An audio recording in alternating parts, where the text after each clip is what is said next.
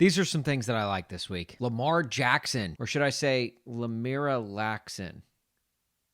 If Michael Jordan had his flu game, Lamar Jackson just gave us his poo game. Or at very least, his Paul Pierce game. If you know, you know. I mean, if Ravens-Browns wasn't the best game of the year, it was at least number 2. This thing was awesome. Just your typical AFC North battle. Like toilet paper, the Browns have been on a roll. Whereas the Ravens have kind of been circling the toilet. But this game kind of felt like the Super Bowl.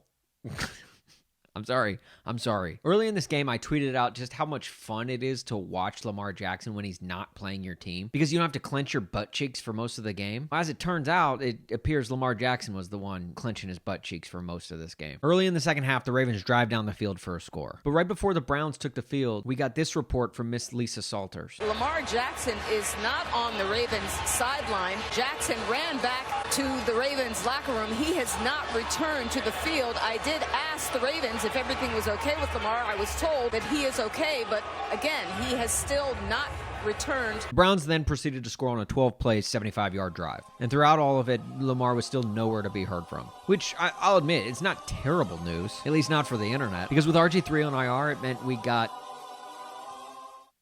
Trace McSorley. Throw it on a dime, like I ain't even trying. Just a kid from Briarwoods, I'm wearing number 9. I'll be honest, I like Trace McSorley, solely for the memes. But with Lamar still out, this obviously took the speculation right where you would expect it to go. Lamar's got to poop. He ended up missing 2 possessions, and we were all thinking, is Lamar just sitting on the toilet on his phone right now? Did his legs fall asleep? Is this part of the Madden curse? Did he make a massive mess that Baker's going to have to clean up tomorrow? I knew Lamar was known for being explosive, but this is ridiculous. We don't know. All we know is he ran back to the locker room the same way you would if you were prairie dogging it. I mean, look at that. That's a poop run.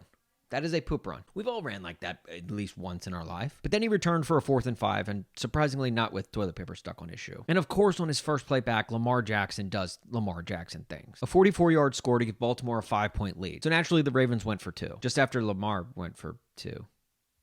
Now, Lamar says it was cramps, but we all know it was craps. In fact, Lamar made sure to point out he did not pull a Paul Pierce. I ain't pulling a Paul Pierce.